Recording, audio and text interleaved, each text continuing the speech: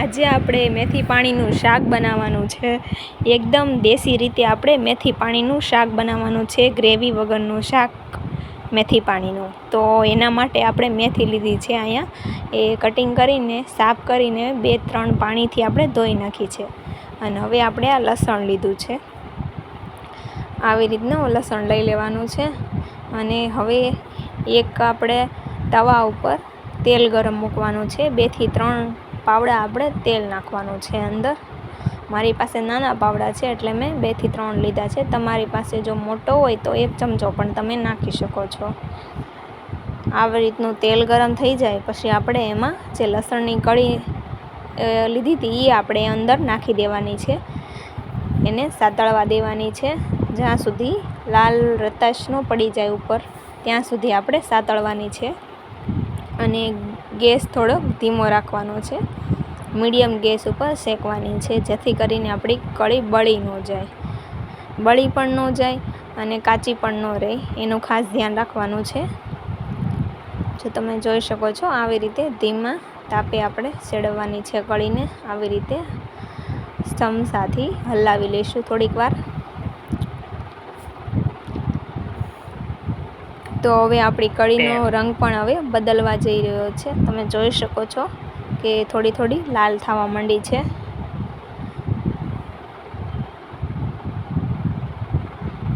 આવી રીતની થઈ જાય ત્યાં સુધી આપણે શેકવા દેવાની છે. જો આનો કલર ચેન્જ થઈ ગયો છે થોડો, તો હવે આપણે એમાં હિંગ એડ કરવાની છે. 1 ચમચી નાની ચમચી લીધી છે.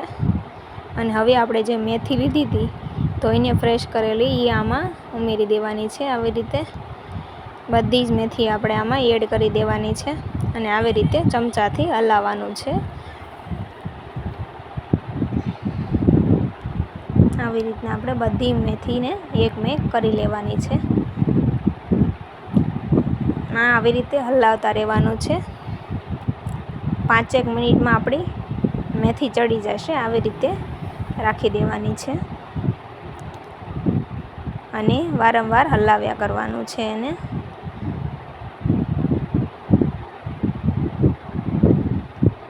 તમે જોઈ શકો છો કેટલી બધી આપણી મેથી હતી પણ અત્યારે થોડીક એવી થઈ ગઈ છે. તો મેથી પાણીમાં આપણે મેથીનો ઉપયોગ ઓછો કરવાનો રહે છે. પાણી વધારે ઉમેરવાનું રહે છે જેથી કરીને એનો કડવો સ્વાદ અંદર ન આવે એટલા માટે.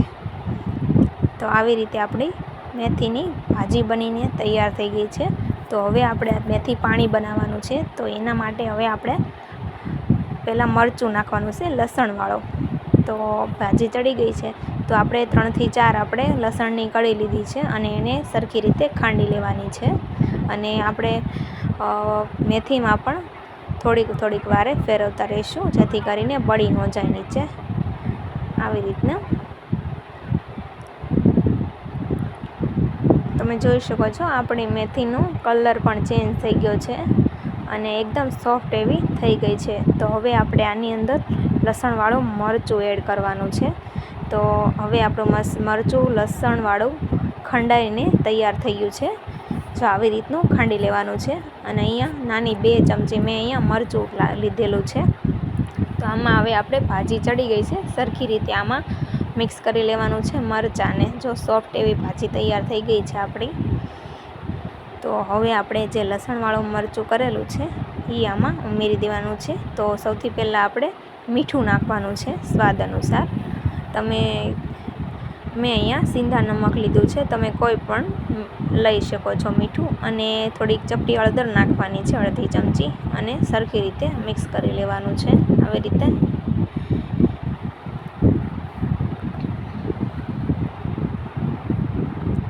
આવી રીતે મિક્સ કરી લેવાનું છે. હવે આપણે જે લસણવાળું મરચું તૈયાર કરેલું છે એ આમાં 2 ચમચી મરચું ઉમેરી દેવાનું છે.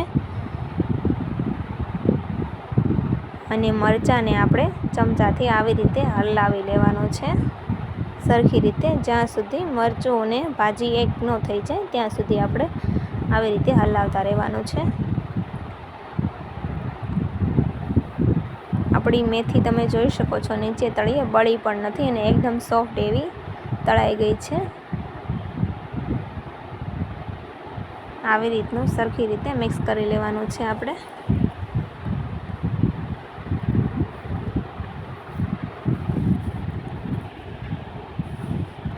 તો હવે આપણે અંદર પાણી એડ કરવાનું છે.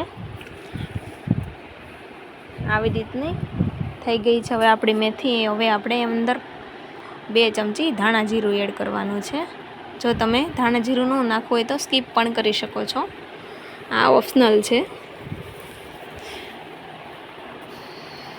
અને આવી રીતે સરખી રીતે પાછું મિક્સ કરી લેવાનું છે. તો આપણું બધું સરખી રીતે મિક્સ એવું થઈ ગયું છે. મરચાંની ગાંઠ ન રહે એ ખાસ ધ્યાન રાખવાનું. તો આવી રીતે મિક્સ થઈ જાય ત્યાં સુધી આપણે હલાવતા રહેવાનું છે. અને હવે આપણે અહીંયા 2 થી 3 ગ્લાસ પાણી એડ કરેલું છે. અમે અહીંયા 6 થી 7 જણા માટે બનાવેલું છે. અને મેથી ઓછી લેવાની છે આપણે, કેમકે મેથી પાણીમાં પાણી વધારે હોય છે અને મેથી ઓછી હોય છે. આવી રીતે મિક્સ કરી લેવાનું. પાછું આપણે પાણી અંદર એડ કરતું જવાનું છે, મિક્સ કરતું જવાનું ને પાણી એડ કરતું જવાનું છે. આવી રીતના 3 થી 4 ગ્લાસ મેં અહીંયા પાણી લીધા છે. અને જો તમે જેવું ખાતા હોય એ પ્રમાણે તમારે તીખું કે મીઠું કરવું હોય એવી રીતનું કરવાનું. તો તમે જોઈ શકો છો આપણું મેથી પાણી હવે ઉકળવા દેવાનું છે થોડીક વાર માટે. 5 મિનિટ માટે આપણે આવી રીતે ઉકળવા દેવાનું છે. તો તમે જોઈ શકો છો આપણું મેથી પાણી બનીને તૈયાર થઈ ગયું છે. અને આ ખાવામાં ખૂબ જ ટેસ્ટી લાગે છે. અને રોટલા સાથે પણ ખાઈ શકાય. રોટલા સાથે ખાશો તો વધારે મજા આવશે અને એકદમ કાઠિયાવાડી